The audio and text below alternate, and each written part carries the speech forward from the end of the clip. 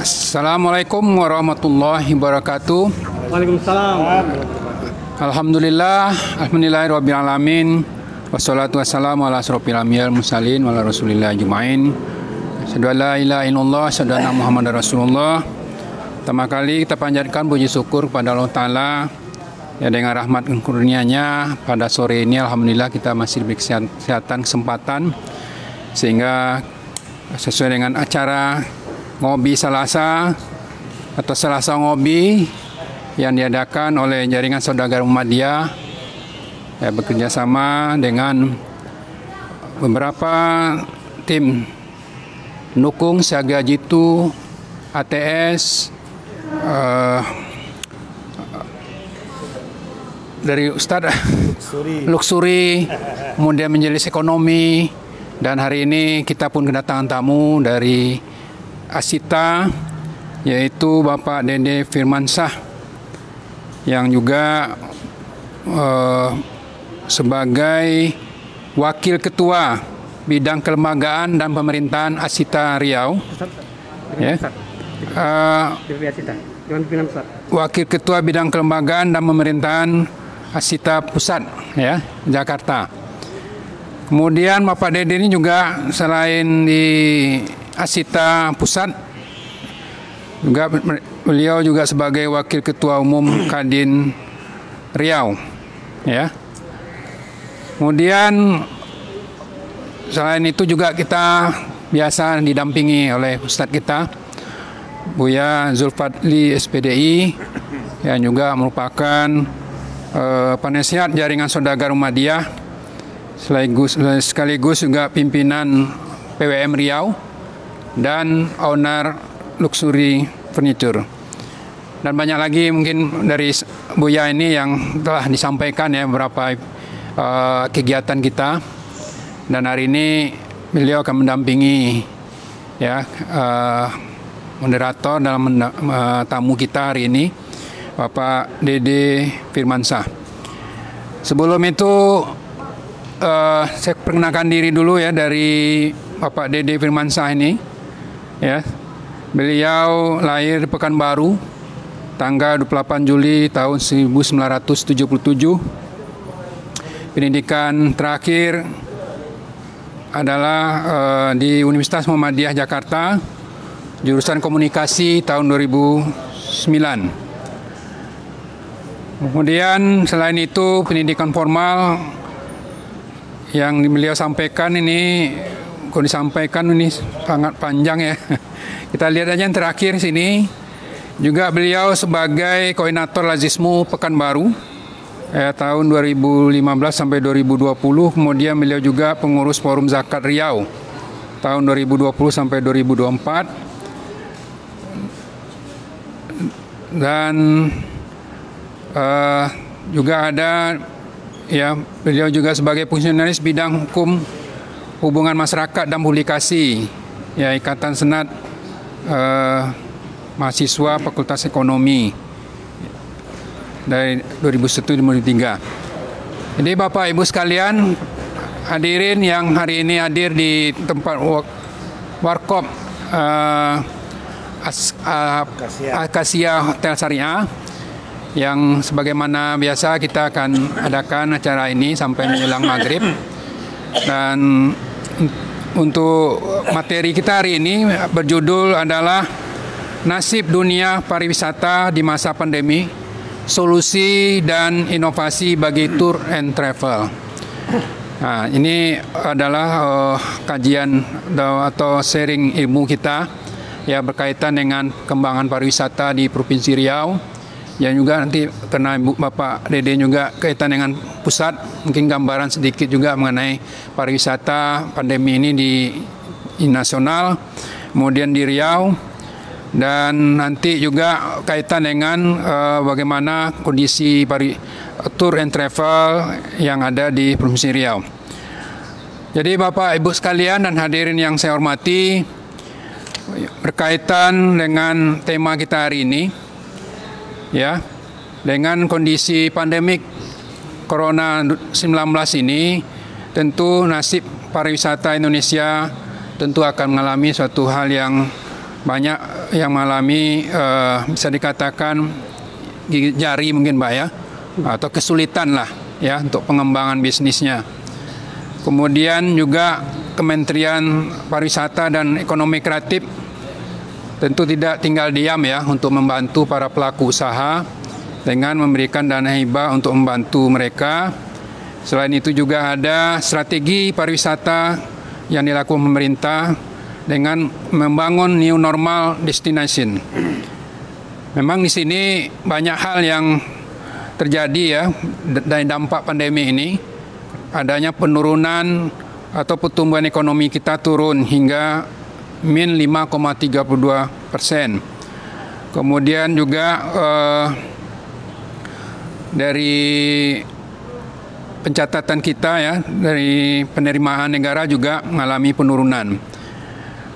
Kemudian di Riau juga demikian kejadiannya ya, dengan kunjungan pariwisata yang makin menurun ya Pak ya.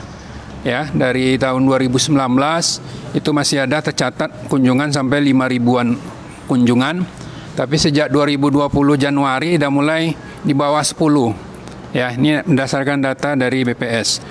Dan untuk lebih jelasnya Pak Dede nanti akan nyampaikan ya kondisi terkini yang berkaitan dengan pariwisata di Riau dan juga nasional, dan juga hubungannya dengan kondisi bisnis bidang tour and travel.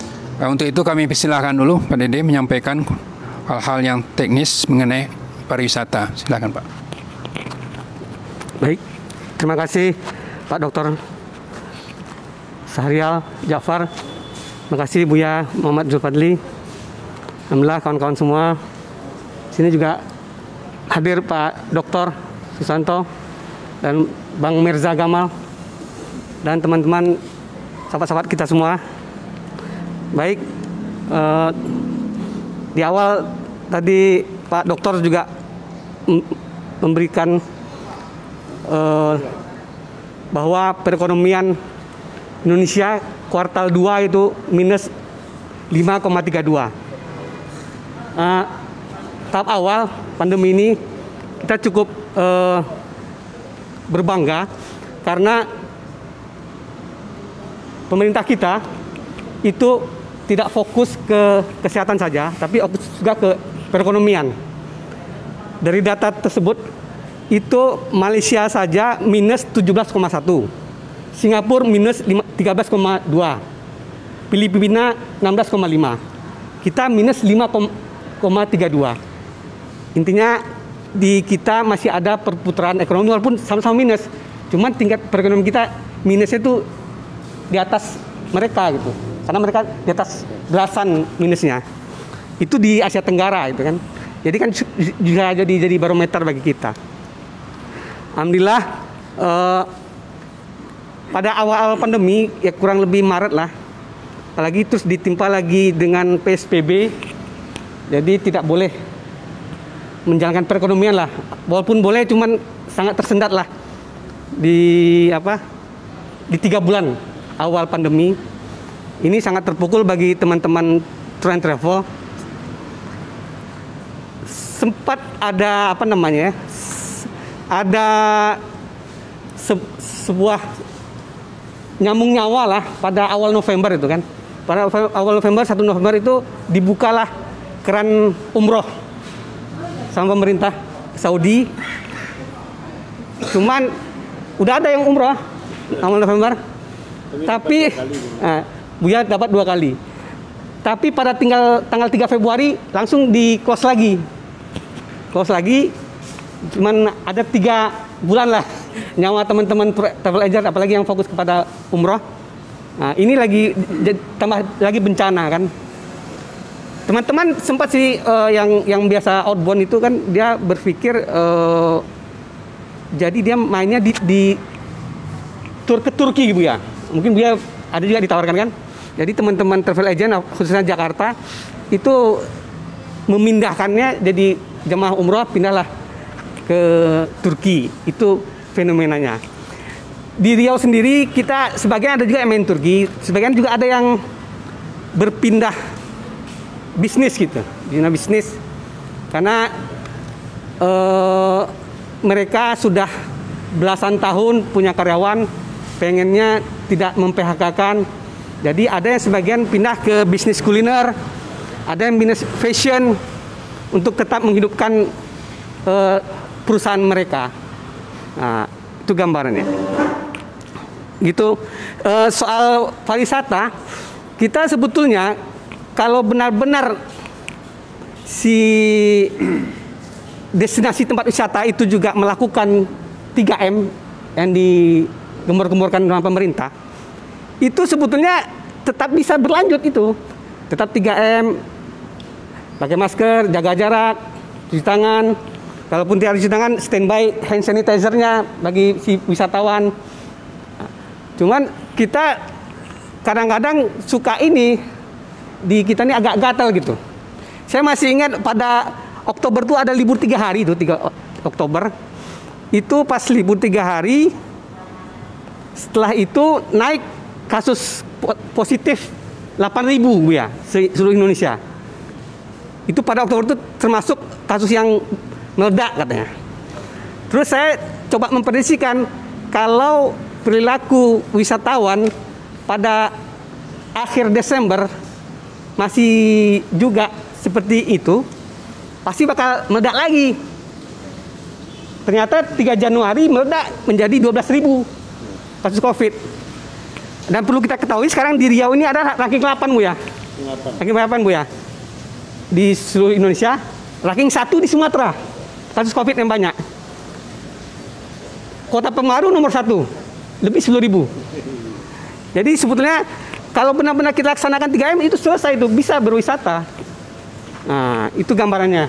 Itu Pak Dokter.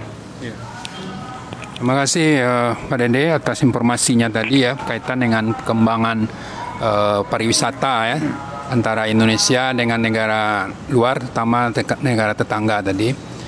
Walaupun angka kita penurunannya 5,32%, tapi kita masih lebih baik ya dibandingkan negara lain. Memang ketat Pak ya, segi penerimaan kunjungan wisata, wismannya ya.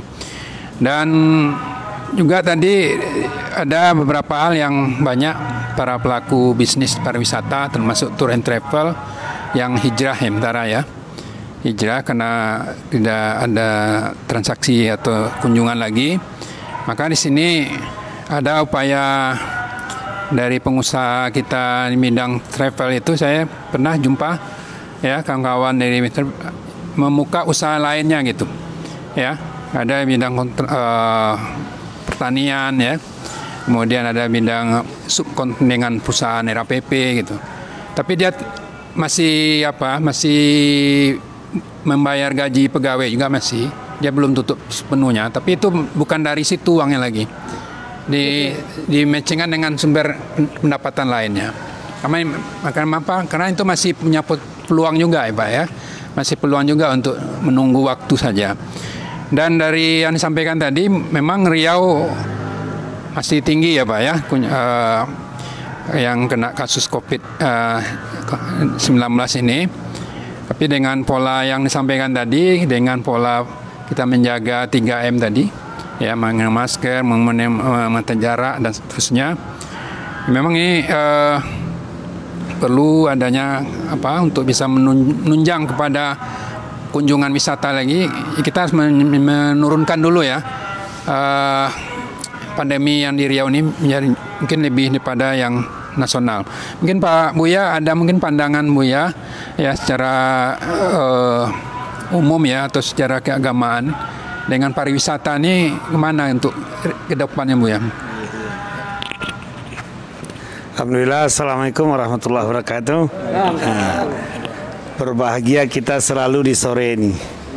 Sebenarnya kalau memang pelaku ekonomi ini, bagaimanapun situasi dan kondisi, tidak boleh pesimis. Nah, memang bedanya antara saudagar dengan tidak saudagar itu memang di semangat. Karena memang di dunia bisnis ini kan 9 pintu, yang lain kan 1 pintu. Jadi kondisi ini sebenarnya tidak akan mempengaruhi rezeki secara hakikat. Nah, karena manusia ini kan rezekinya sudah jelas. bikatbi rizki wa ajali wa amali sakiun sa'idun. 120 hari saja sudah jelas rezekinya. Kami tetapkan rezeki, ajal, pekerjaan serta berubah. Nah, cuma ada sebagian kita ini yang memang sangat terpengaruh dengan lingkungan. Nah, sekarang bagaimana kita yang mempengaruhi lingkungan itu? Artinya kita harus pandai membaca situasi. Terakhir waktu silaturahmi jaringan saudagar di Bali itu kan urutan pertama itu kan bisnis yang sangat menjanjikan itu tetap makanan, food. Apapun bentuk makanannya. Apalagi makanan tradisional dan juga makanan siap saji. Nah, kenyataannya sekarang orang-orang seperti itu masih eksis. Yang kedua memang usaha kreatif yang berhubungan dengan fashion. Ya kan, pakaian-pakaian yang memang kreatif ini masih sangat menjanjikan. Kenyataannya memang kawan-kawan yang memang kreatif dari sisi pakaian itu memang masih bagus. Dan yang ketiga memang destinasi halal. Sekarang justru dalam kondisi seperti ini orang sudah melirik mau menyenangkan hati di mana. Karena kalau hati itu memang senang, imun kita akan tinggi. Jadi sebenarnya geliat pariwisata ini luar biasa sekali. Cuma kadang-kadang rasa ketakutan ini yang bikin seseorang tidak bisa berbuat. Nah, selama memang protokol kesehatan itu bisa kita jalankan dengan baik, tak ada persoalan. Tambah lagi dengan kegembiraan, imun kita naik. Apalagi dengan keyakinan. Karena cobaan ini sebenarnya kan bukan menyiksa. Yang disiksa itu kan orang yang angkar. Wala nudziqanna minal adzabil adna dunal adzabil akbar la'allahum yarji'un. Pasti kami rasakan azab yang kecil sebelum datang azab yang besar agar mereka kembali. Itu kan untuk orang yang angkar, yang membelakangi kebenaran. Kalau bagi orang yang lalai, Allah berikan sedikit pelajaran. Fatarabbasu hatta ya'ti Allah bi amri. Ya kan? Tunggulah, Allah akan mendatangkan peringatannya. Tapi bagi orang yang beriman kan kebaikan. Wala nabluwannakum bisyai'in minal khauf wal ju' wa naqsi minal amwal wal anfus wa thamarat. Tapi ujung ayatnya apa? Wa basyiris sabirin. Beri kabar gembira orang yang sabar. Artinya ujian ini untuk memancing kenikmatan yang lebih bagus. Berarti yang dituntut apa di sana? Memang kreativitas kita. Jadi memang bisnis kreatif, bisnis inovatif itulah yang sangat dibutuhkan, termasuk memang wisata. Ya kan? Sekarang untuk ada berkudanya, ada beliau memang di berkuda, memanah itu kan menguatkan imun tubuh. Apalagi olahraganya ikut sunnah dan semua yang mendukung ke sana bisa kita hidupkan. Makanannya, minumannya, suasananya orang butuh sekarang. Apalagi kita sudah 1 tahun ya dilanda dengan suasana pandemi, itu desakan ingin berwisata itu kan sudah tinggi. Alhamdulillah seperti situasi umroh kemarin, kalau travel kami di Bimalindo itu dapat jatah 2 kali berangkat, bahkan 3 kali kami bisa berangkat kemarin tuh. Alhamdulillah. Jadi sebenarnya situasi yang seperti ini jangan menggoyangkan iman kita dan jangan memang mematikan berpikir kita dan juga jangan mematikan kreativitas kita. Selama kita punya keyakinan, selama kita memang menghidupkan kecerdasan, selama kita memang menggerakkan kreativitas kita, ternyata beban ini tidak ada yang berat. Janji Allah, la yukallifullahu nafsan illa usaha. Tidak ada yang berat. Tinggal sekarang kita berani enggak seperti melakukan suatu perubahan, melakukan suatu perbaikan. Sebenarnya kreativitas itu yang dituntut. Jadi tidak monoton usaha saya sekarang ini. Ternyata dalam situasi pandemi ini tidak cocok, maka kita perlu bergeser sedikit. Kadang geserannya sedikit cuma, ya kan? Nah, seperti saya pertama di jualan di Mebel Jati. ternyata Jati karena perlu kos yang besar, sementara orang butuh dana, orang tidak akan beli ini dulu. Lalu saya berpindah sedikit ke makanan. Ternyata makanan meledak dia. Ya kan, kenapa? Dibutuhkan. Apalagi makanan siap saji. Orang tidak mau ke pasar, tidak mau di keramaian. Sekarang sudah ada, tinggal bungkus. Bahkan ada deliverynya. Jadi sebenarnya kreativitas kita lah yang dituntut untuk mencari rezeki yang sudah jelas. Karena kita di dunia ini kan bukan mencari, tapi menjemput rezeki yang sudah ada. Dan rezeki itu tidak pernah salah alamat, bagaimanapun situasi dan kondisinya. Jadi sebenarnya bagaimana pemahaman kita terhadap rezeki itu sendiri dan bagaimana kita memang mempercepat rezeki itu sendiri, sebenarnya itu yang harus kita lakukan. Jadi memang kita ini disuruh lebih cermat, lebih bisa membaca situasi, lebih kreatif untuk membaca potensi pasar yang ada sekarang. Nah, termasuk memang destinasi wisata halal itu bahkan merupakan urutan ketiga dalam pandangan pebisnis internasional. Nah, ini yang terakhir kita sama Pak Haji Muklis ikut di Bali kemarin kan. Nah, sangat ditunggu sekali. Bahkan banyak investor-investor luar itu justru mencari suasana-suasana di sana. Dia bikin tempat rekreasi, lalu di sana dia sediakan makanan-makanan yang memang kalau makanan halal ini udah jelas disukai oleh orang-orang Muslim dan juga non-Muslim sangat menyukai. Sehingga dalam skala dunia sekarang kawan-kawan kita yang buka makanan di negara-negara dalam tanda kutip mayoritas non-Muslim malah laku makanannya di sana. Saya kira itu tambahan pertama. Terima kasih, Ibu ya. Nah, jadi untuk perkembangan pariwisata ya, memang di Riau ini kan ada 5 objek destinasi wisata unggulan, Pak ya. Itu ada namanya Taman Tunjuk Ajar, Taman Tua Kadi, kemudian ada juga Pulau Cinta, kemudian Istana Siak, dan terakhir ada namanya Makam Kuto Tinggi. Nah, itu kalau gambarannya Pak Dede, ini perkembangan wisata yang 5 destinasi utama nih, mungkin nanti juga kaitan dengan destinasi halal tadi. Di Riau ini dalam kondisi COVID pandemi ini kemana Pak Dede? Mungkin juga gimana Pak Dede menyikapi dengan bisnis Dede sendiri gitu. Ya. Baik, terima kasih. Jadi setiap weekend itu orang pada ngumpul di ibu kota provinsi. Kalau di Riau tuh di Pekanbaru. Kalau di sebagian provinsi gitu. Tapi kan kita magnetnya hanya Pekanbaru Bu ya. Kita baru hanya Pekanbaru. Kalau Sumbar magnetnya banyak. Ada Sawalunto, ada Bukit Tinggi.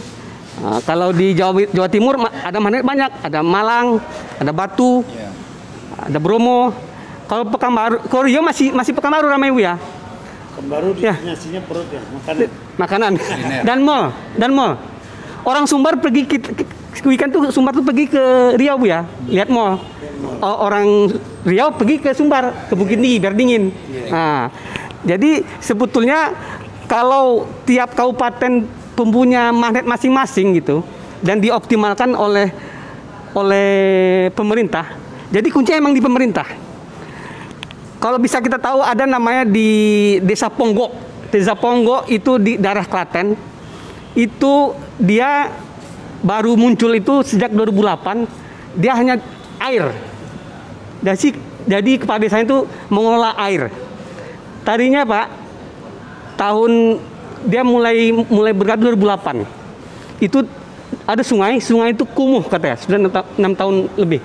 Tapi sekarang orang banyak ke sana. Di Desa Ponggok itu, dia ada 5 titik air di Ponggok. Itu kualitas kepala desa loh Pak. Jadi intinya karena kepala desa pemerintah yang tahu ini kondisi daerahnya dan dia sendiri yang bisa mengelolanya. Jadi punya peran. Kita swasta Pak, kita 2016 tiap bulan Oktober buat event berkuda tiap Oktober. Tapi tetap aja tidak booming karena tidak di tangan pemerintah. Adapun pemerintah ya paling support closing opening gitu. Tapi kalau benar-benar pemerintah yang turun, jadi barang tuh. Kalau Tour de Siak lumayan, Tour de Singkara luar biasa kan? Tour de Singkara dia September itu turun Pak, ada. Bahkan Tudus Singkara dia akan menembus ke kota Jambi. Tudus Singkara itu ada Jambinya. Saya pernah dulu waktu Pak Samsuar menjadi masih Bupati Siak, saya pernah mengusulkan, Pak, mohon maaf Pak, Tudus Siak ini harus finish di kota Pekanbaru. Kok nggak ramai? Nggak bakal ramai Pak. Itu Pak 2018 Wali Kota Padang, Wali Kota Bukit Tinggi berebutan. Pokoknya etapa 9 ke terakhir harus di kota kami gitu ya. Akhirnya 2016 jatahnya Bukit Tinggi, 2018 jatahnya Kota Padang. Saya udah ngomong, kalau Pekanbaru finish terakhirnya di Tudus Siak itu rame orang. Karena orang tahu Pekanbaru.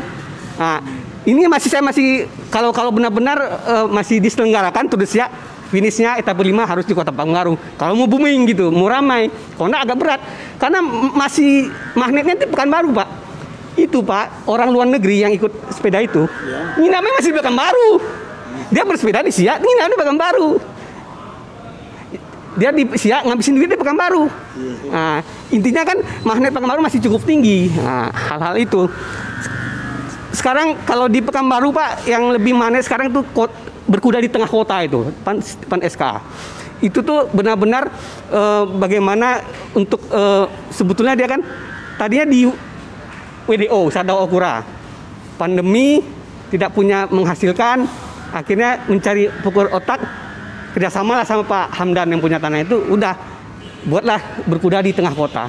Dan alhamdulillah itu di dunia hanya satu Bu ya, berkuda di tengah kota. Sampai sekarang ya, itu diapit oleh 3 mall di Pekanbaru. Nah, alhamdulillah Buya belum ke sana ya. Kalau Okura udah. Nah, itulah gambaran Pak Dokter, silakan. Halal gimana Pak? Oh halal, ya. Halal. Kita gemukan oleh pemerintah. Oh ya, perlu kita ketahui pada tahun 2018 Riau menjadi peringkat ketiga halal. Pas Pak Samsuar jadi gubernur, 3 bulan kemudian langsung dapat penghargaan. Itu karena event triathlon sunnah di Kota Pekanbaru. Nah, jadi kita buat pada tanggal 23 April triathlon sunnah bersama Pak Dandrem, dulu Pak Sony Aprianto. Kita buat itu alhamdulillah itu baru pertama kali di dunia. Itu yang membuat ranking Riau dari 7 menjadi 3. Naik setelah Aceh dan NTB kan. Nah, jadi emang sebetulnya kita namanya itu ini Bu ya, apa? Wisata Muslim, ramah Muslim, Muslim friendly. Karena teman-teman negara yang komunitasnya lebih banyak non Muslimnya seperti Thailand itu malah diminati. Orang-orang pada ke sana. Jadi sebetulnya paling penduduk kita yang coba jangan antipati dengan hal-hal yang halal. Halal kesannya ya ada wisata haram gitu kan. Nah, sebetulnya kan edukasi kita aja bagaimana benar-benar bisa ramah Muslim. Nah, itu Bu ya. Ya Pak Dokter. Terima kasih.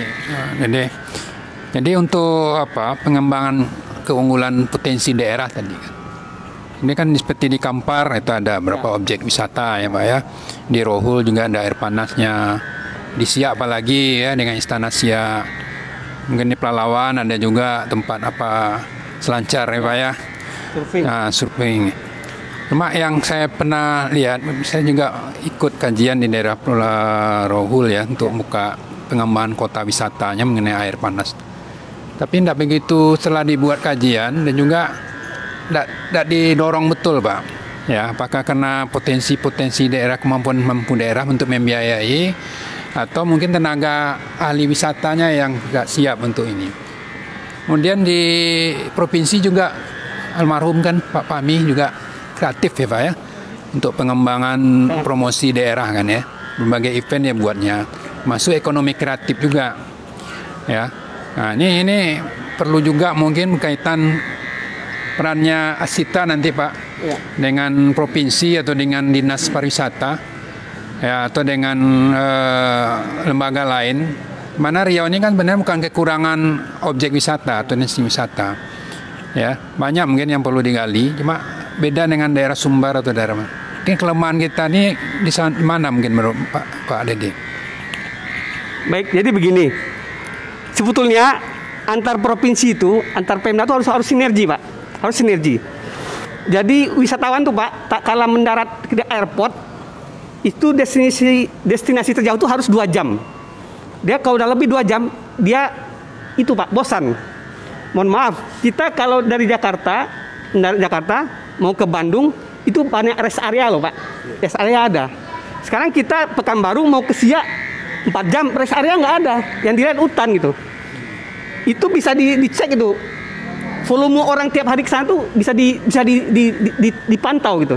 Tapi kalau benar-benar ada rest area yang bisa dari 2 jam bosan singgah membuat souvenirnya untuk kerjasama dengan UMKM-nya kan.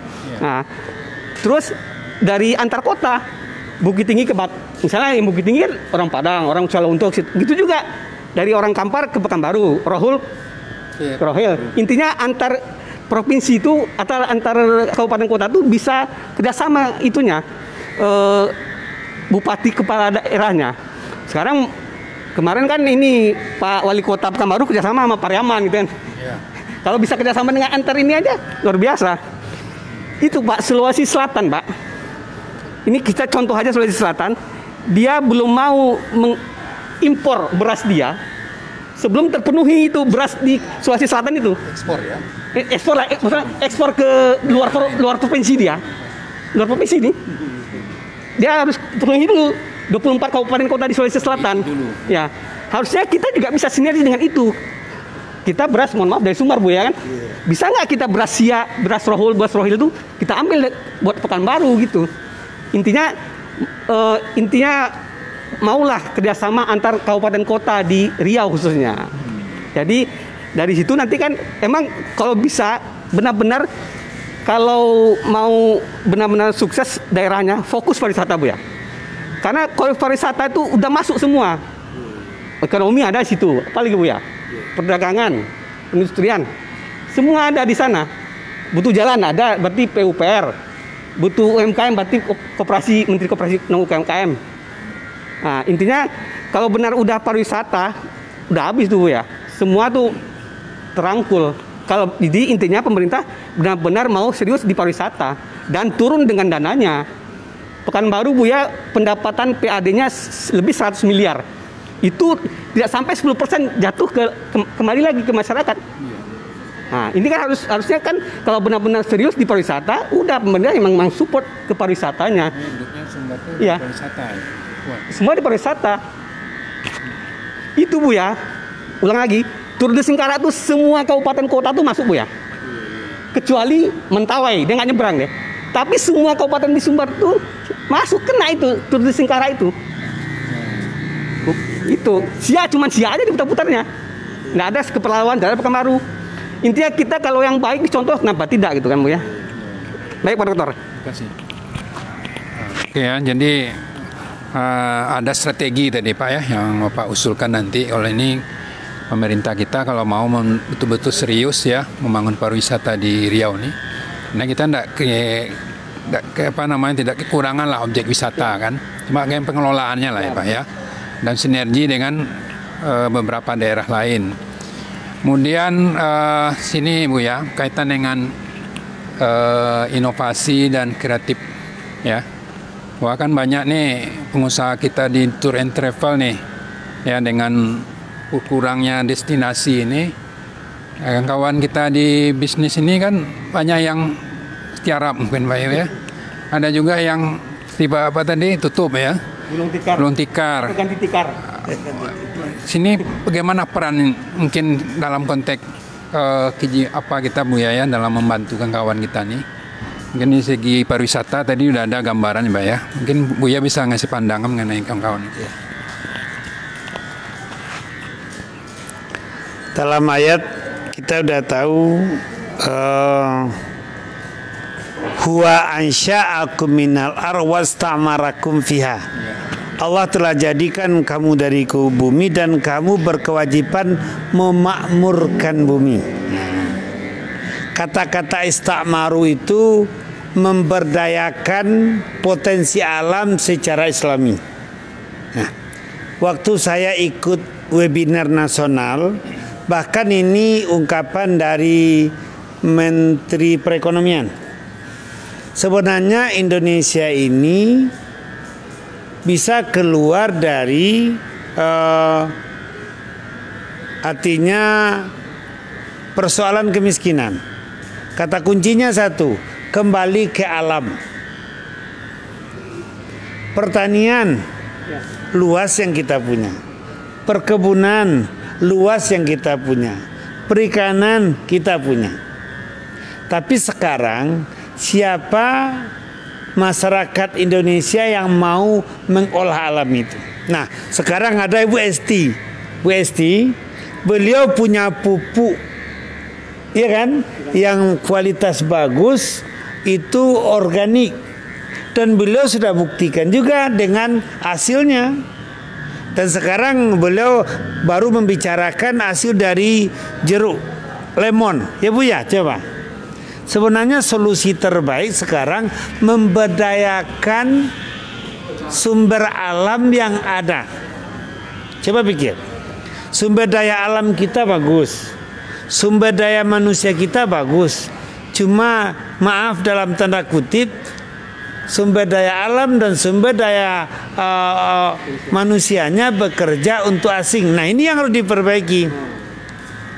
Kita punya lahan dan kita punya kemampuan, tidak berani mengolah sendiri. Sayur kok kita beli juga, singkong kok kita beli juga, jeruk kok kita beli juga, semuanya, beras kok kita beli juga, semua kita ada. Maaf, bahkan pengusaha asing sekarang itu melirik bagaimana potensi ekonomi dari sisi pertanian. Jadi pertanian di Indonesia sudah dikapling-kapling oleh asing. Kenapa tidak kita sendiri? Jadi sebenarnya kalau kita ingin semuanya dari alam ini, persoalan kemiskinan teratasi di Indonesia ini. Ya kan? Apa saja? Coba. Apakah buah-buahan, sayur-sayuran, segala macamnya, obat-obatan, itu ada di alam Indonesia. Persoalannya sekarang punya kemauan enggak untuk mengolah potensi yang ada. Jadi barangnya ada, kerjanya yang tak mau. Wa qul i'malu fasayarallahu malukum wa rasuluhu mu'minun. Bekerja kalian, kata Allah. Allah akan melihat pekerjaanmu, Rasul akan melihat pekerjaanmu, orang beriman akan melihat pekerjaan. Jadi memang etos kerja yang bermasalah. Yang mau dijual ada, yang mau diolah ada, mengolahnya tidak mau, apalagi menjualnya. Yang takutnya yang mau menjual asetnya, ini yang masalah, makin parah lagi.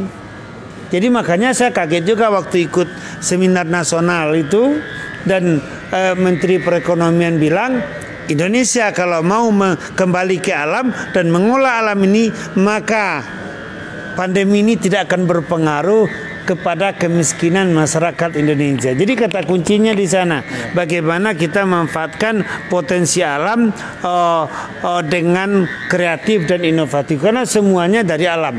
Dunia melirik Indonesia ini adalah surganya dunia. Tapi kenapa kita sendiri kok melirik keluar, padahal yang di luar itu menghabiskan duit kita?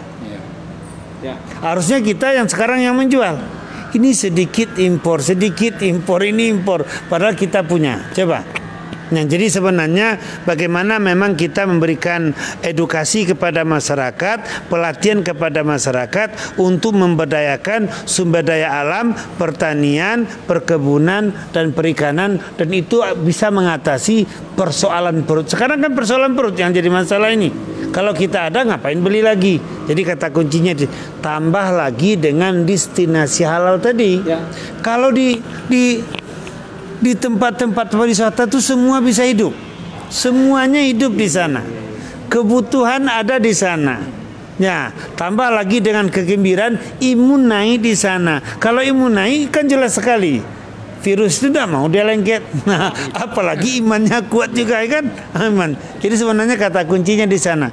Bagaimana memang mengembalikan kecintaan dan kesungguhan masyarakat kita ini untuk memberdayakan sumber daya alam dengan sumber daya yang dia punya. Jadi maka cintailah negeri kita, berdayakanlah negeri dan bekerjalah di negeri kita. Orang yang merantau saja dapat, apalagi kita yang punya tidak akan dapat. Saya kira itu Pak Dokter.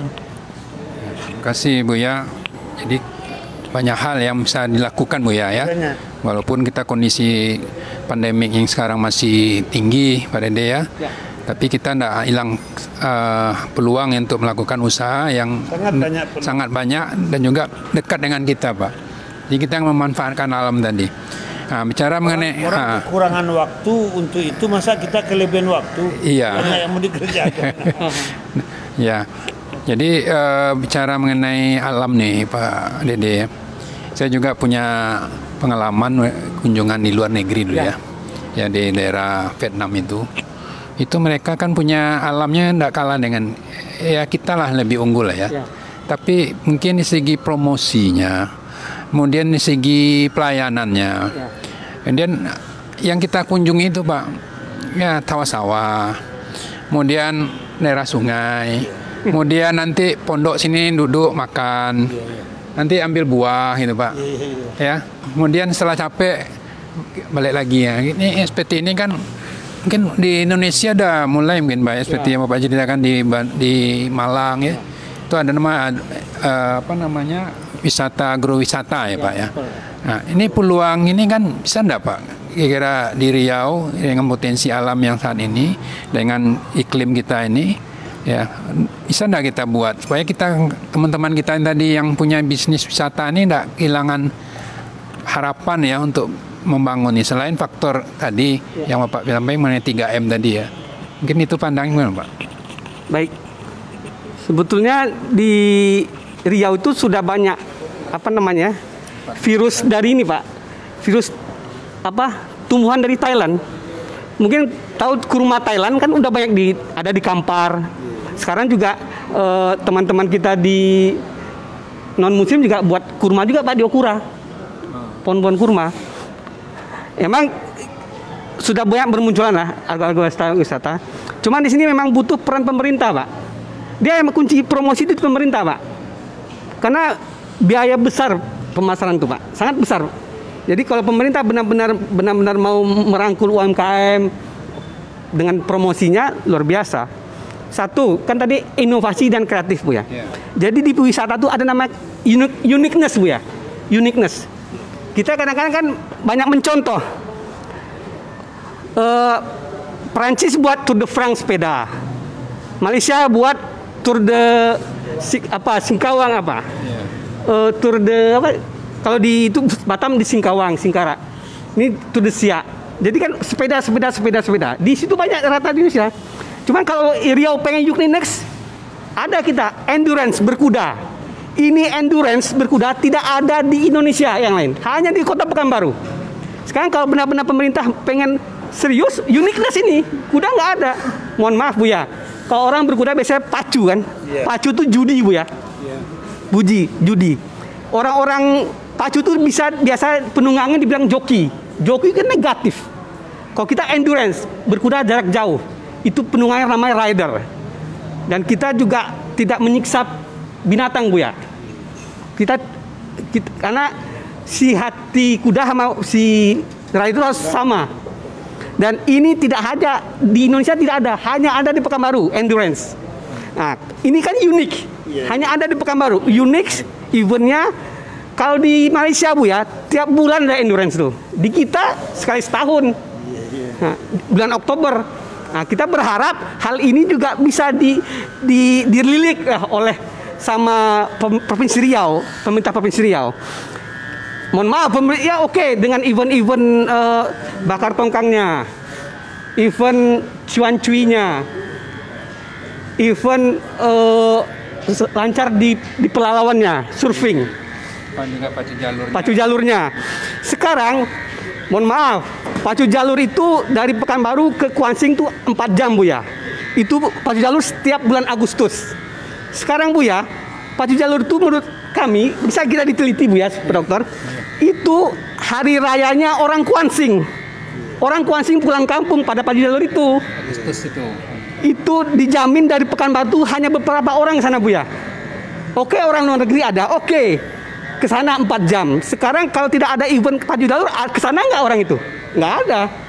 Saya pernah juga mengusulkan, ini pacu jalur sudah ratusan tahun. Harusnya buat itu museum pacu jalur. Karena di luar negeri museum udah banyak Bu ya. Ribuan museum tuh. Di Pekanbaru, di Riau khususnya jarang.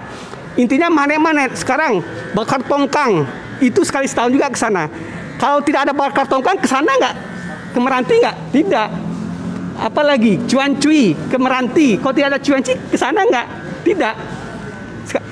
Sekarang saya berharap itu Pekanbaru Kuansing harus ada tol, karena situ 4 jam.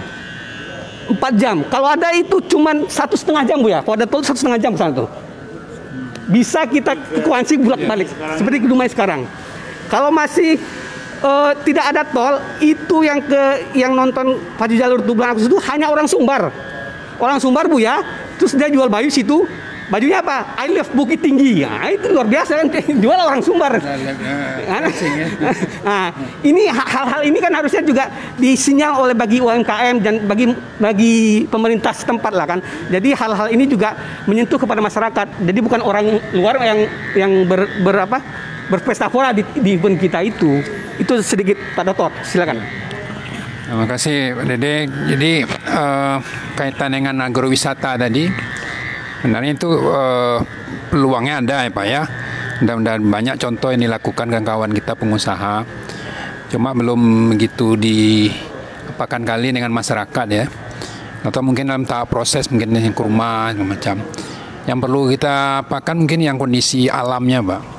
Alam itu yang udah ada. Misalnya ada perkebunan sawit ya. Kemudian ada tanaman sayuran ya, atau buah-buahan itu kan. Kemudian ada sungainya, nanti bisa pakai sampan ya, atau pakai mancing. Mungkin seperti itu dia alami dia. Nah, benar ini juga disinkronkan juga dengan Buya sampaikan tadi dengan penggunaan buah-buahan yang organik misalnya ya. Kan daya tarik juga ya Pak ya. Bagaimana ini orang mau datang sana, wah ini buahnya bukan buah sembarangan, buah organik ya, dari lemon tadi ya, atau dari buah mangga macam ya. Nah, seperti ini mungkin gambaran untuk untuk pengembangan Riau ya. Kemudian juga mengenai UMKM nih. Ya. UMKM ini kan menontonnya kan industri kuliner. Ya kan? Oke, kalau memang untuk selain kuliner juga adalah seperti yang daerah-daerah lain seperti di Sumbar ada Cenderamata, ya kan? Yang seperti Buya tadi ada kreatif ya, ekonomi kreatif. Ya apa yang menarik dari Riau ini kan? Selain makanan lah. Kalau makanan udah banyak hal yang ini. Tapi perlu juga ada upaya pelaku UMKM ini memang sinkronkan apa yang jadi kebutuhan wisatawan itu, ya. Mungkin dari baju tadi, ya, jangan pula baju dari daerah lain dibuat ya. Mungkin yang khas Riau-nya apa, gitu kan? Istana Siak atau Pacu Jalurnya macam. Nah, di sini kemudian di daerah itu kan udah ada juga seperti Pak Dedi bilang produk unggulannya apa, ya. Ya seperti makanan khas dari Palawan ya, atau dari Kuansing, mungkin ada kerupuk apanya ya. Kemudian dari Dumai ada kerupuk cabenya ya. Yang dari Meranti ada sagunya. Nah, dia orang akan melihat selain mendapatkan produk jadinya, dia juga ada produk prosesnya itu ya. Mungkin itu ya Pak Dede ya. Jadi orang berkunjung wisata sana kan, selain belanja souvenir makanan juga melihat industrinya. Home industrinya ya, dari awal proses bahan baku sampai dia bisa jadi produk ini. Seperti itu yang banyak ini Pak Dede. Nah, mungkin sini sedikit ya berkaitan dengan apa tadi Buya. Ya kita sebagai ya tadi sampaikan Pak Dede berkuda ya. Nah ini dalam hal apa nih Pak Buya, kita masih awam nih berkuda nih. Mungkin Pak Dede udah banyak lah pengalamannya ya. Mungkin segi apa nanti disinkronkan mudah di segi keagamaan kita Bu ya. Kan ada 3B itu ya Pak ya. Berkuda, berenang, dan bermanah. Ini kan belum menjadi budaya kita. Mungkin ini bisa disinkronkan dengan pariwisata nanti. Dan yang contohnya tempat kita udah ada nih. Mungkin Pak Dede nanti bisa jelaskan juga usaha-usaha mengenai kudanya mungkin sini. Mungkin sebelum itu Pak Buya mungkin bisa menyampaikan dengan 3B itu. Iya. Memang luar biasa sekali sebenarnya bisnis itu kadang-kadang bukan artinya siapa yang menjualnya. Nah, siapa di belakangnya. ada suatu barangnya bagus, tapi yang jualnya tidak pandai, tidak laku juga dia. Nah, jadi memang bagaimana kita menjual, mempromosikan, mensosialisasikan. Jadi makanya biaya promosi itu memang mahal. Kalau di bisnis istilahnya kita beli pasar, ya kan? Bagaimana kita memang memperkenalkan produk kita. Dan itu memang perlu kos, itu memang perlu biaya. Baligonya berapa, ya kan? Oh, lalu medianya bagaimana? Itu. Jadi memang harus seperti itu. Lalu yang kedua, yang kita promosikan itu memang ada yang spesifik, ya kan? Di Siak apa yang spesifiknya, di Dumai apa spesifiknya, di Pelalawan apa, memang ada yang spesifik sehingga orang mencari di sana. Jadi keunikan. Jadi sama saya jual produk itu memang harus ada keunikan produk itu sehingga orang mencari keunikan itu, dan keunikan itu nilai jualnya tinggi. Keunikan. Contoh, ya kan, orang sama-sama bikin kue, cuma yang satu kuenya dikasih ada semacam variasi. Nah, variasi itu yang bikin mahal. Sama dengan baju, itu mahal karena ada merek arsitannya itu. Ya karena merek. Jadi cari keunikan tadi. Jadi keunikan. Jadi memang keunikan dimunculkan, lalu sosialisasi betul, ya kan. Sebenarnya bisnis sederhana, asal kita mau seperti itu, kreatif seperti itu. Nah, kita kadang-kadang kan malas berpikir. Jadi kadang orang cerdas pun kadang-kadang tidak mau dia kreatif, ya kan?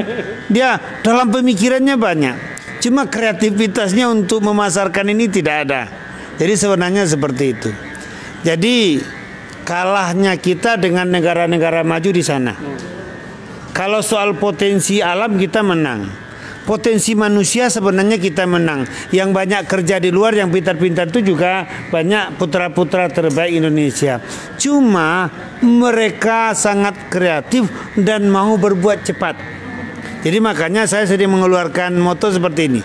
Orang pintar belum tentu sukses, orang bodoh belum tentu gagal, tapi orang rajin pasti sukses. Walladzina jahadu fina lanahdiyanahum subulana. Dan orang-orang yang rajin di jalan kami akan kami bukakan banyak subul, ya kan? Menjada wajah siapa sungguh dapat. Jadi memang kreativitas seperti ini. Cuma yang kedua, masyarakat kita ini tidak berani mencoba.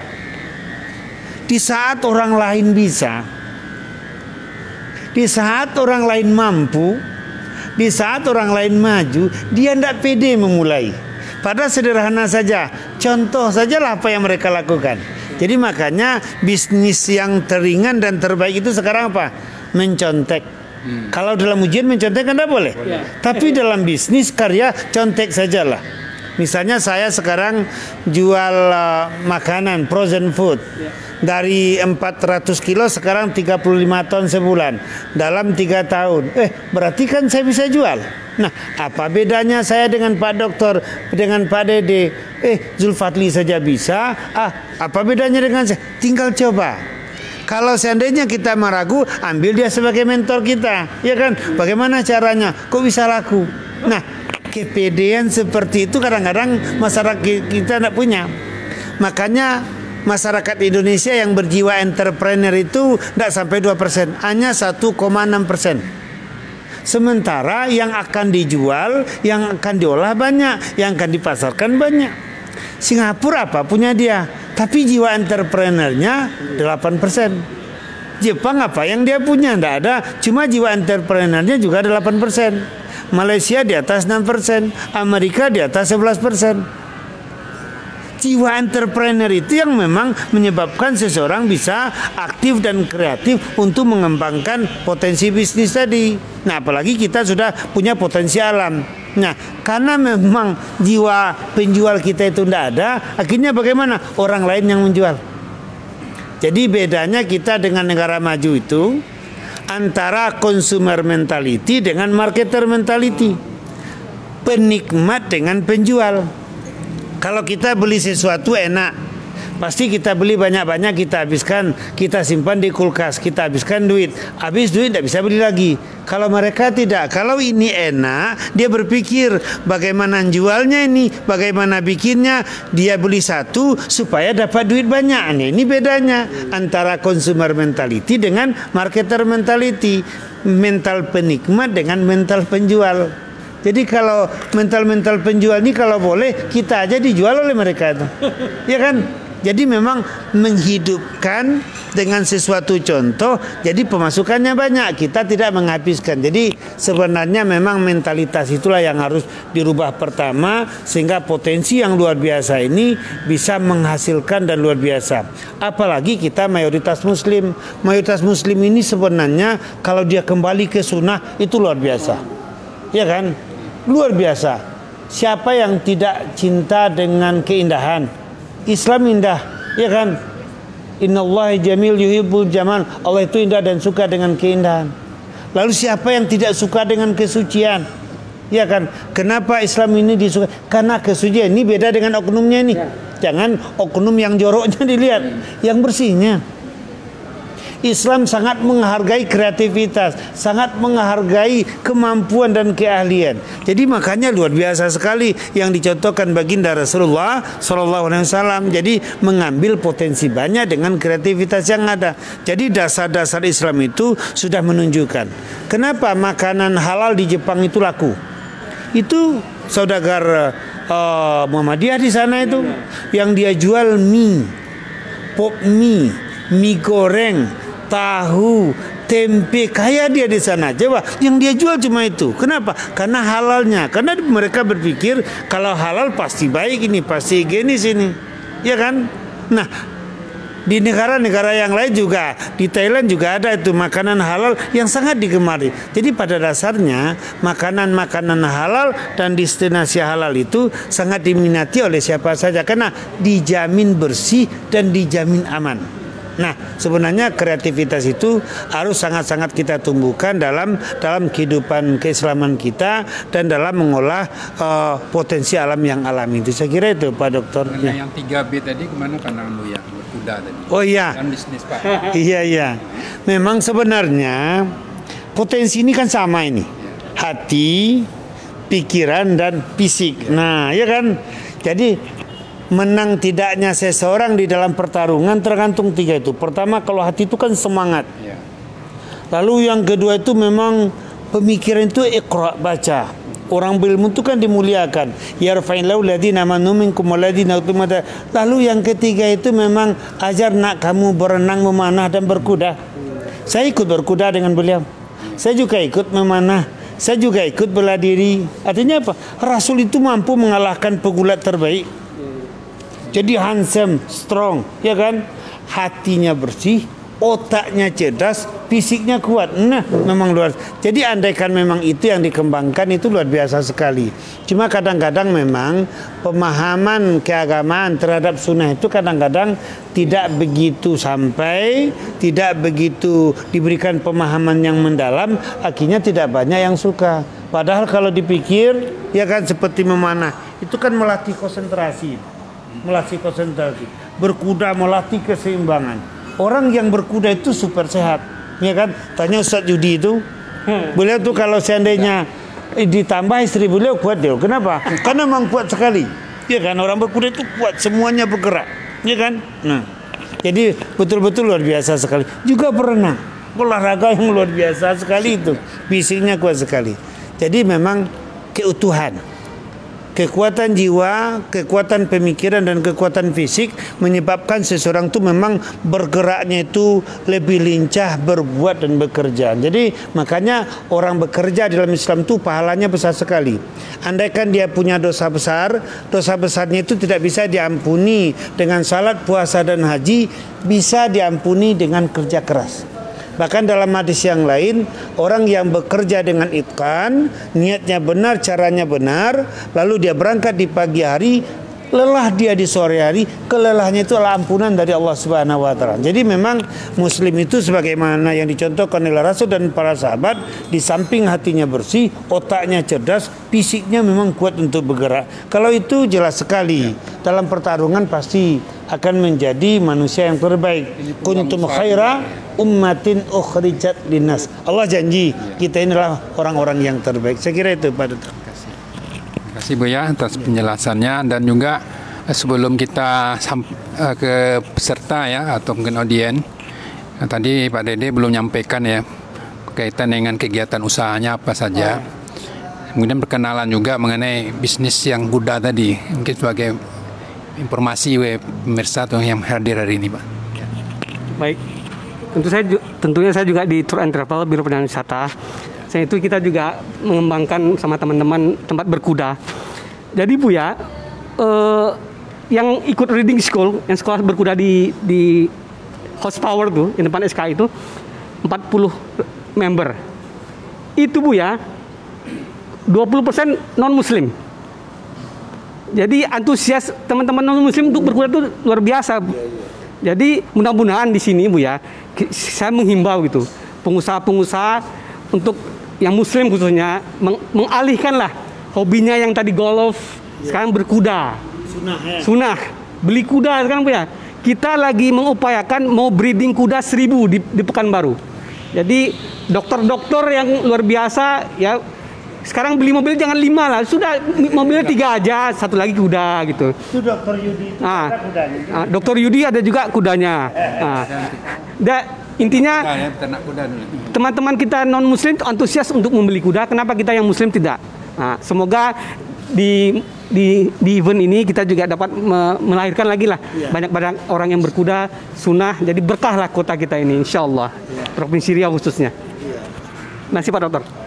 Terima kasih Dede. Kami ingin menserahkan kepada pemirsa atau menghadirin untuk bisa bertanya. Silakan Pak Ustadz Abdul Ghafur. Maaf Pak.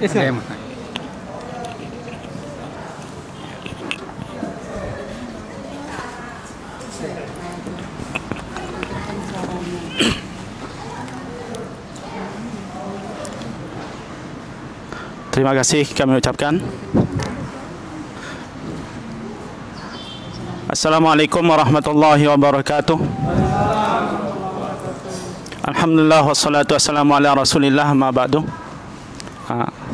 Sesuai dengan tema hari ini tentang wisata, kebetulan yang hadir saat ini dari Asita ya Pak.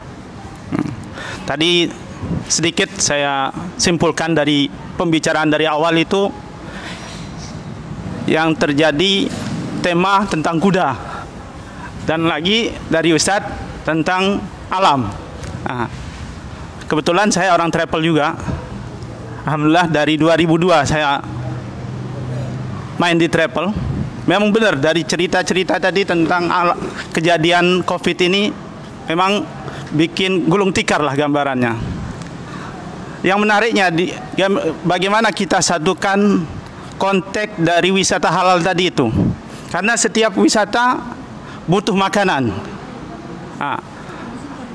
Yang saya ingin bahas tentang daerah kita di Riau ini, karena kita di sini itu sudah terlalu manja dengan minyak, sehingga tak mau berpikir tentang wisata-wisata kecil. Padahal potensi 2 minggu yang lalu kami pergi kebetulan sama Pak Dokter juga tentang peternak madu di sini. Madu lebah.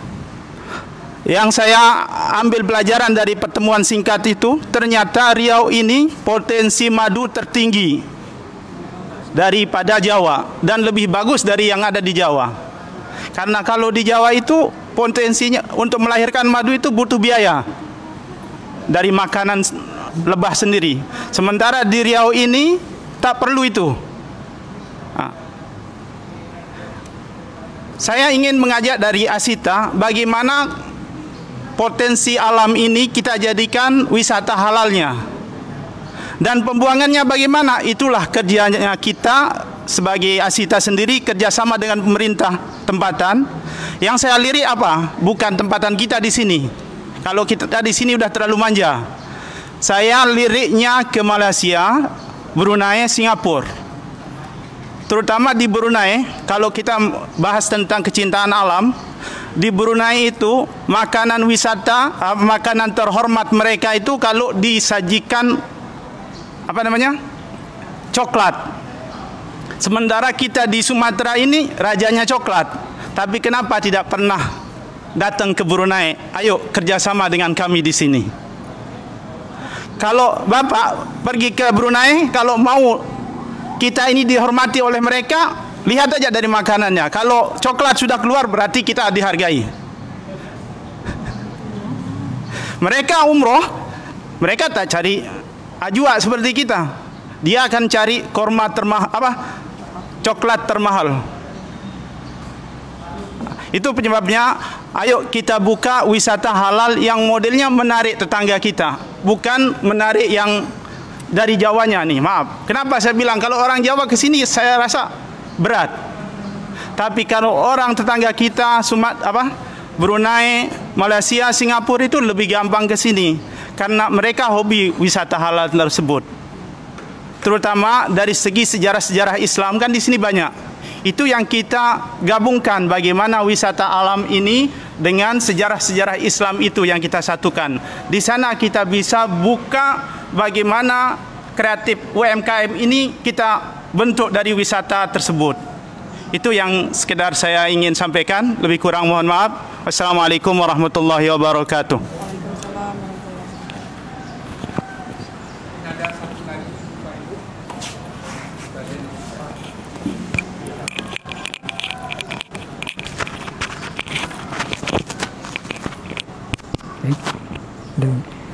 Bismillahirrahmanirrahim. Assalamualaikum warahmatullahi wabarakatuh.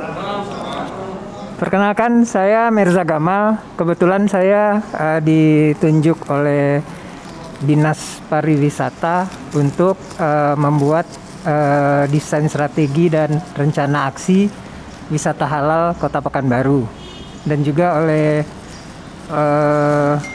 Dewan Pengurus Pusat Pelaku Pariwisata Halal Indonesia. Saya sama Pak Dede ditunjuk sebagai caretaker-nya di sini, tapi memang belum jalan karena pandemi dan segala macam.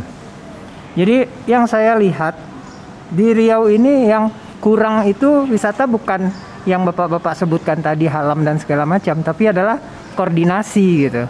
Sehingga itulah yang menyebabkan tidak jalannya, dan seperti tadi disampaikan bahwa di Riau ini sudah terlena ya sekian ratus tahun dengan bisnis besar.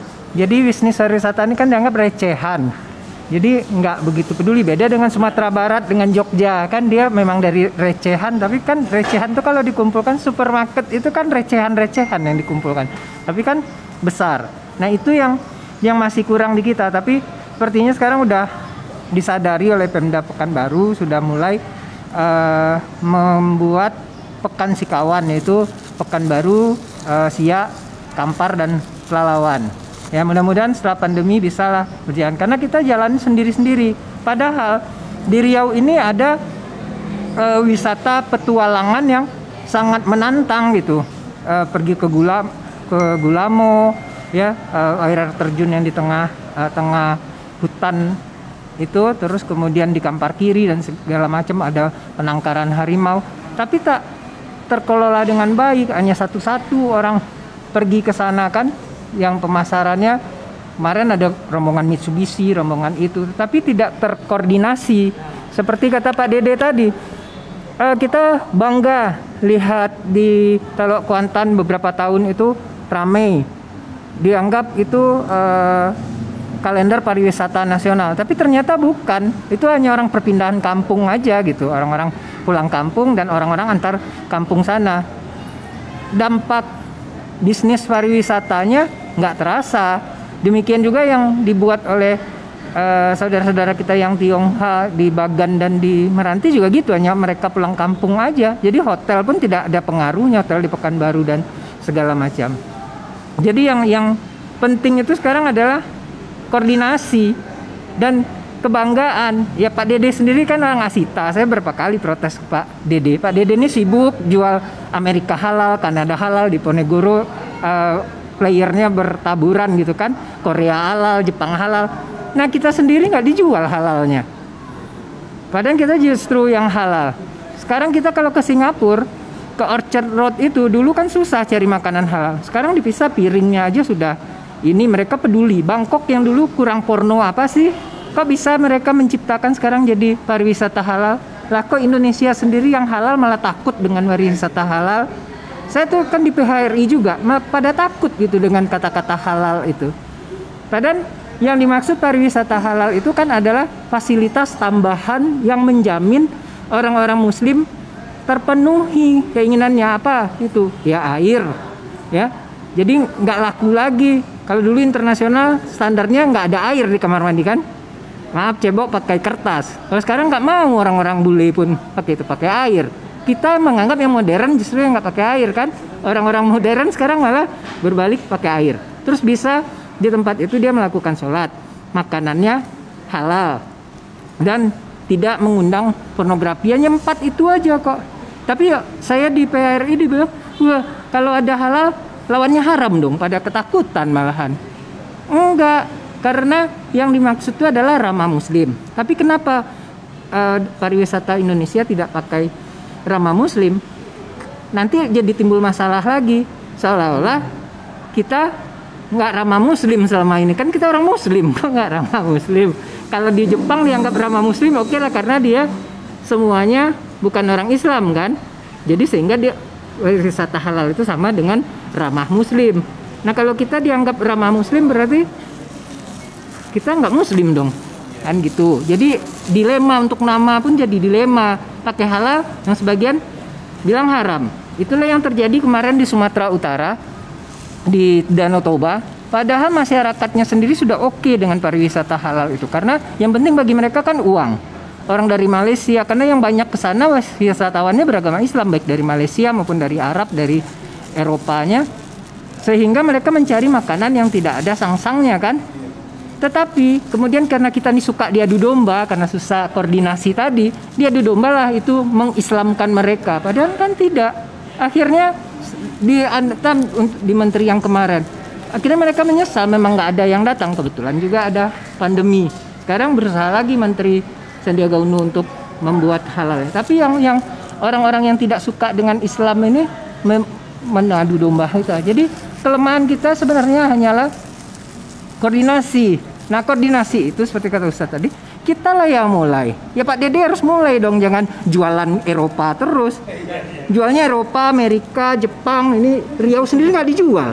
Pak Dede sendiri belum pernah pergi ke tempat-tempat yang ada di dalam hutan Riau ini. Padahal bagi anak muda sekarang justru mereka suka pariwisata tantangan. Memang sih yang berkuda itu. Saya kan juga selain di Pekanbaru ngurus di Natuna. Nah juara 3 kemarin itu tuh masih gabungan Riau dan Kepulauan Riau. Kalau dipisah nggak tahu apakah tambah kuat Riaunya apa tambah lemah. Karena di sana lebih berasa karena banyak yang non Islamnya yang itu pariwisata seks gitu kan. Dengan adanya wisata halal ini banyak menarik gitu. Kita bikin di Natuna menyelam tapi ramah Muslim gitu. Jadi seperti itu. Jadi kuncinya mari kita, kayaknya saya tertarik Pak, dia boleh nggak saya ikut? Kan saya bukan orang Muhammadiyah, bukan itu. Nanti saya diusir lagi kan. Boleh katanya. Makanya untuk biar kita bisa ketemu, karena saya kagum sekali Bapak dokter nih di mana-mana udah itu kan. Tetapi kayaknya iya, tetapi maaf ya, saya kan juga di perguruan tinggi. Kan kalau perguruan tinggi itu kayak ibarat Menara Gading. Jadi Bapak mungkin melihatnya dari Menara Gading kan, belum ke bawah. Jadi cobalah ikut ke bawah. Kita eksplor satu-satu di Riau ini, banyak sekali. Nah, itu yang saya dapatkan. Iya, saya dapatkan di Riau Kepulauan, lebih gampang untuk masuk itu. Jadi kemarin saya itu Gubernur Jambi aja datang, padahal itu tingkat kabupaten cuma Natuna. Di Riau ini pada sombong semua kita nih, padahal saya udah berusaha pulang kampung ke sini untuk itu, tapi susah untuk masuknya. Saya ambil pensiun dini kemarin kan, sekarang memang sudah usia pensiun, tapi 3 tahun yang lalu sebenarnya saya belum pensiun.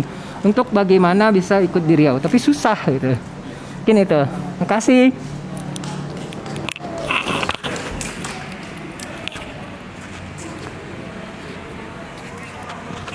Oke, terima kasih atas mungkin tadi ada usulan ya dari Pak Ustadz Ghafur, juga dari Pak Mirza ya Gamal ya, berkaitan dengan potensi Riau lah ya, berkaitan dengan agrowisatanya ya, supaya kekayaan alam yang ada di Riau ini seperti yang Bapak Ustadz sampaikan tadi ya, untuk mengembangkan daerah-daerah potensi, terutama tadi madu ya, dan juga ada sawit kita, mungkin dari apa juga berkaitan dengan koordinasi ya Pak ya, dengan pemerintah. Mungkin di sini ya, karena semuanya udah ada Pak ya. Karena Riau ini kaya minyak pertama, mungkin di atas juga minyak dengan sawitnya. Tapi bukan hanya minyak, mungkin yang lain juga banyak Riau. Sungai juga banyak. Nah, jadi perlu kita koordinasi ya Pak ya, bagaimana mengembangkan wisata di Riau ini. Mungkin Pak ada nanggapi menambah? Sedikit. Jadi kalau ular itu dipegang kepalanya Bu ya, ular itu dipegang kepalanya. Saya tertarik itu dengan Brunei dan Malaysia. Jadi Bu ya, kemarin kita sempat mengadakan endurance itu, mengundang Raja Selangor. Udah mau dia ke sini, tetapi dia hanya minta ke Pak Gubernur Samsuar ada ruangan khusus buat dia buka sepatu sendiri, khusus ruangan itu, terus WC sendiri. Itu yang tidak bisa dipenuhi oleh Pak Samsuar. Nah, sekarang kuncinya kita undang Raja Selangor Pak. Itu juga anaknya Sultan Brunei itu juga senang kuda, walaupun dia sukanya kuda polo. Kita ajak endurance, kita pegang kepalanya.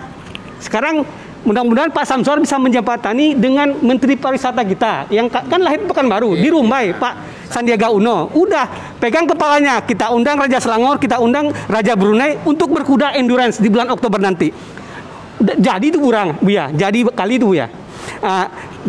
Kita ada emosional tinggi Bu ya, karena Ketua Umum Pordasi itu yang di pusat itu ibu-ibu, suaminya adalah Jenderal Ketua Umum KONI Pusat. Jadi emang mudah sekali, apalagi Sandiaga Uno, sedih kali Sandiaga Uno sudah jadi menteri tidak mau ke Pekanbaru. Dia lahir di Pekanbaru dan dia punya janji pengen menjadikan anak Riau menjadi pengusaha nasional. Tapi sekarang belum ada Bu ya. Ada nggak Bu ya? Yang orang Riau menjadi pengusaha nasional lahir dari Sandiaga Uno. Belum ada. Dia punya janji itu bersama Eka Rahman waktu saya ketemu Pak Sandiaga Uno almarhum. Saya tertarik memang ke Pak Mirza Gamal ini kan ketua Perhimpunan Pariwisata Halal Riau yang di pusat kan ketuanya Pak Rianto Sofyan yang punya Hotel Sofyan. Jadi diamanahkan kami di PPHI Riau. Emang itu Bu ya, koordinasi yang sangat kurang. Itu tadi saya bilang kan kita lah mulai ya. Ya, minimal kita lah antar kita mau mengkoordinasikan kita dan hal-hal yang menyangkut dengan pariwisata halal itu. Baik, terima kasih Pak Dokter. Terima kasih atas apanya dari Dede. Buya ada nambah Bu ya? Nah. Bagi saya memang masukan yang luar biasa sekali ini. Sepertinya bisa kita lakukan. Apakah memang alhamdulillah di Muhammadiyah ini memang tanahnya kan banyak ini.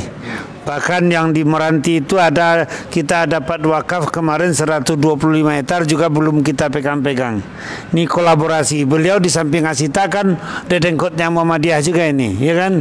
Lalu yang kedua ini Ketua Majelis Ekonomi Muhammadiyah. Jadi saya Ketua Pimpinan Wilayah Muhammadiyah, Koordinator Ekonomi juga. Jadi memang usulan dari Pak Haji Ghafur sama Bapak tadi itu memang sesuatu yang memang artinya menimbulkan inspirasi besar ini yang rasanya real bisa kita lakukan secara bersama ini.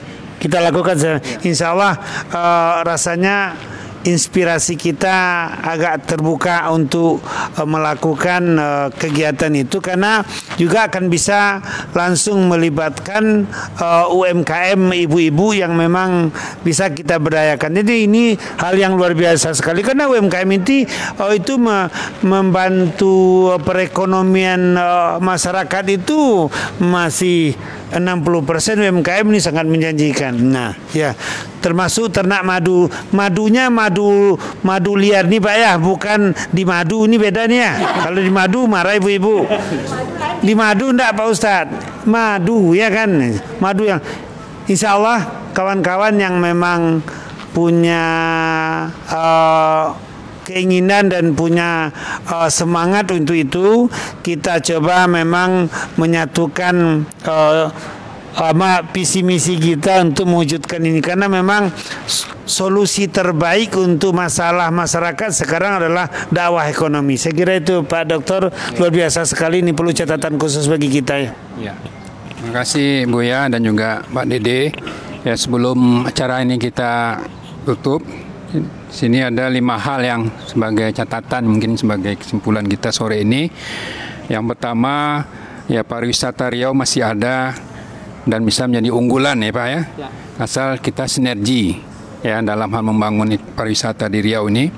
Kemudian para pelaku usaha yang terdampar atau yang mengalami kesulitan di bidang tour dan travel, jadi jangan kecil hati, masih ada peluang usaha kembali ke alam ya. Jangan, nah, mari kita menetikar, tapi ada potensi alam yang ada kita garap.